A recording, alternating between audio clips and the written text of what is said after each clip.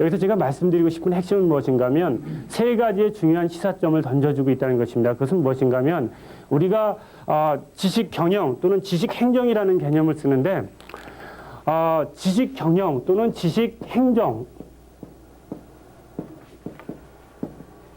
행정의 프로세스 또는 범주를 어디서부터 어디까지를 우리가 볼 것이냐의 문제라는 것입니다. 그런데 저 협정을 준비할 때 그 첫걸음은 무엇이었냐면 현장에 살아있는 생생한 실제 자료를 잡는 것이었습니다.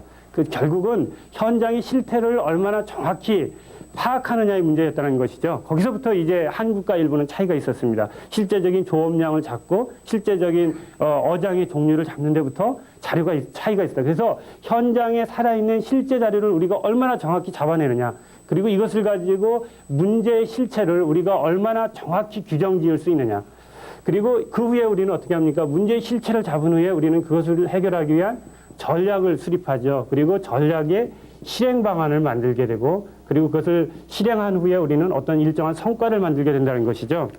그런데 이 케이스에서 우리가 보게 되면 우리가 현장의 자료에 있어서 오차가 발생하게 되면, 현실과 현장의 자료에 있어서 작은 오차가 발견하게 되면 그 오차는 이 과정이 진행되면서부터 그 괴리도가 굉장히 누적될 수밖에 없다는 것이죠.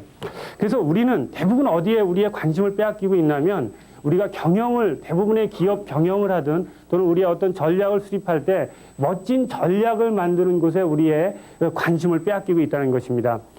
그런데 멋진 전략, 멋진 비전을 만들기는 아주 쉽다는 것입니다. 그것은 소수의 탁월한 엘리트들이면 얼마든지 만들어낼 수 있다는 것이죠. 그렇지만 우리가 만들어내게 되는 전략이나 비전이라는 것이 이미 우리의 살아있는 현장의 생생한 정보를 수집하는 부분에서 오차가 발생하게 된다면 그것은 애곡된 문제의 실체를 만들어내게 될 것이고, 그건 애곡된 전략을 만들어내게 될 것이고, 그리고 그것은 현실과 상당히 괴리된 성과를 만들어낼 수밖에 없다는 것입니다. 그런데 우리는 대부분 이 부분을 우리는 무시하고 있다는 것이죠. 왜냐하면 이 부분은 우리 육체적인 노동이 필요한 부분입니다. 그리고 이 부분은 대부분 우리의 어떤 하위직들 또는 현장과 직접적으로 맞부딪히고 있는 부분들이 감당하고 있는 일들이기 때문에 소위 엘리트라고 생각하는 사람들이 가장 무시하고 있는 부분이 이 부분이라는 것이죠. 그렇지만 일본과 한국의 협상팀에 있어서 가장 큰 차이점은 이 현장의 자료를 잡아내는 과정에서 차이가 발생했다. 그래서 지식행정 또는 지식경영을 무엇이라고 이야기할 수 있냐면, 현장에 살아있는 생생한 정보를 정확히 수집해서 문제의 실체를 정확히 규정하고, 그리고 그것에 합당한 전략을 수립하고 그것에 합당한 실행 방안을 수립해서 우리가 의도한 성과를 만들어내기까지의 전체, 그것을 우리는 지식행정 또는 지식경영의 프로세스 또는 범주라고 할 수 있다는 것입니다. 그래서 첫째, 여기서 우리가 유추할 수 있는 개념은 지식행정의 범주, 그리고 지식경영의 개념을 만들어낼 수 있다는 것입니다. 두 번째 중요한 시사점은 무엇인가 하면, 지식 창조 주체자로서 우리가 갖춰야 될 최소한의 도덕적 양심에 대해서 이의를 제기하고 있다는 것입니다. 제가 지식 창조자 또는 지식 창조의 객체라는 개념을 사용을 했는데요. 우리가 어떤 하나의 기한 또는 우리가 어떤 하나의 계획을 입안하는 위치에 있다면 우리는 이미 지식을 창조하는 입장에 있다는 것입니다. 우리가 작은 신입사원 또는 말단사원으로서 하나의 기한 용지를 만든다면 그 순간부터 우리는 새로운 지식을 창조하고 있다는 것입니다. 근데 문제는 무엇인가 하면, 우리가 하나의 기한을 하거나 우리가 하나의 계획을 잡을 때 우리가 어디에 우리의 관심을 쏟고 있냐면, 나의 직속 상사, 나의 결재권자가 이 기한 문서를 얼마나 마음에 들어할 것이냐에 우리의 관심을 빼앗기고 있다는 것입니다. 그런데 중요한 것은 무엇인가 하면, 내가 만들게 되는 이 기한 또는 내가 만들게 되는 이 계획으로 말미암아 영향을 받게 되는 피대상자들의 삶 속에 어떤 영향을 미칠 것인지에 대해서는 우리가 간과하고 있다는 것입니다.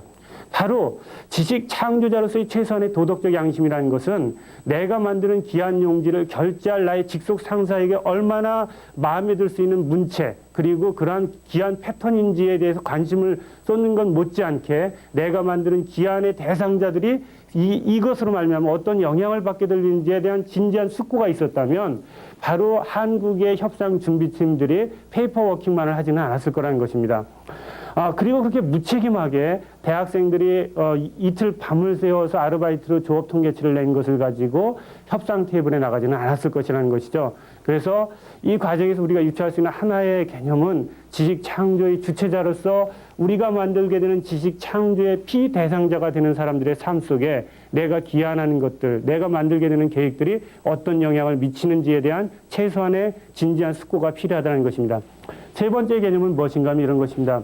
그러면 한국의 관리들은, 한국의 협상팀들은 일본의 어민들에게 유리한 성과를 만들어주고 한국의 어민들에게는 불리한 성과를 만들기를 원했겠느냐? 그건 아니라는 것이죠. 당연히 한국의 협상 테이블에 나간 이 한국 측 이 협상팀들도 당연히 한국인들이기 때문에 한국의 어민에게 유리한 성과를 만들기를 원했을 것입니다.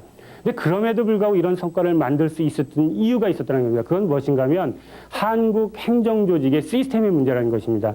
그것은 무엇인가 하면 제가 말씀드린 것처럼 일본은 10년 이상 이 분야만을 다룬 베테랑이 이 협상에 참여를 한 반면에 한국은 대부분 맡은 지 2, 3년밖에 안 된 신참들이 나갔다는 것입니다. 그 분야에 있어서 신참이었다는 것이죠.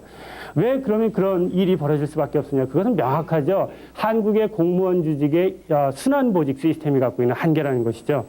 이 로테이션 시스템, 그러니까 3년 내지 5년이 지나면 다른 업무를 맡아야 되는 이 공무원 조직의 순환 보직 시스템으로 말미암아 한 분야의 전문가가 양성될 수 없는 그러한 문제점들이 있었다는 것입니다.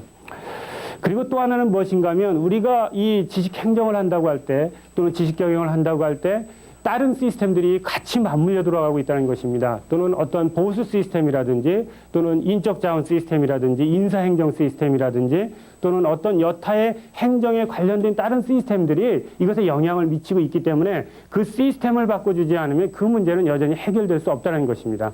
그래서 이 문제 이후 어떻게 됐습니까? 김선길 장관이 해임됐음에도 불구하고 그리고 이것을 가지고 심야 토론회에서 수없이 몇 달 동안 떠들었음에도 불구하고 이 문제는 다시 발생했습니다. 그것이 언제입니까? 2000년 3월로 기억되는데요. 2000년 3월에 한중어업협정에서 이와 똑같은 거의 유사한 결과가 발생했습니다. 여러분 기억을 하실 겁니다.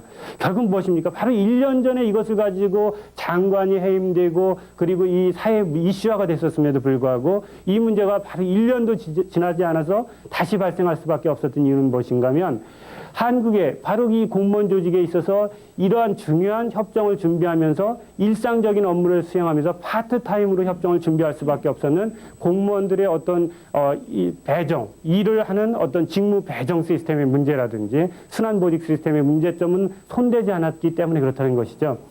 그래서 우리가 이 세 가지 중요한 점을 여기서 유추할 수 있다는 것입니다.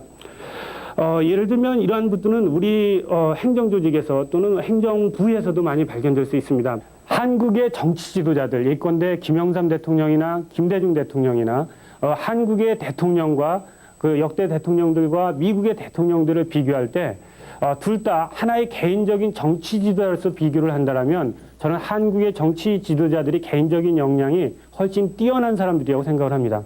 그렇지만 김영삼 대통령이나 또는 김대중 대통령이나 레이건, 코미디언 출신인 레이건 대통령에 비해서 20, 30년 평생을 민주화 투쟁을 위해서 정치에 매달렸던 분들임에도 불구하고 코미디언이었던 레이건 대통령보다도 못한 그 정치 성과를 만들어낼 수밖에 없는 이유가 있다는 것입니다. 그것은 무엇인가 하면 아무리 한 개인이 뛰어나다 할지라도 그들을 지탱하고 있는 여타 행정 시스템들이 그것을 뒷받침시켜주지 못할 때 그들의 어떤 뛰어난 비전과 그들의 경륜은 2, 3년 동안 어떠한 개혁과 혁신을 하기 위한 몸부림을 치겠지만 4, 5년이 되면 지쳐서 꺾어질 수밖에 없다는 것입니다. 그래서 결국은 무엇인가 하면 우리는 또 여기서 미국의 경쟁력을 엿볼 수 있는 것이죠.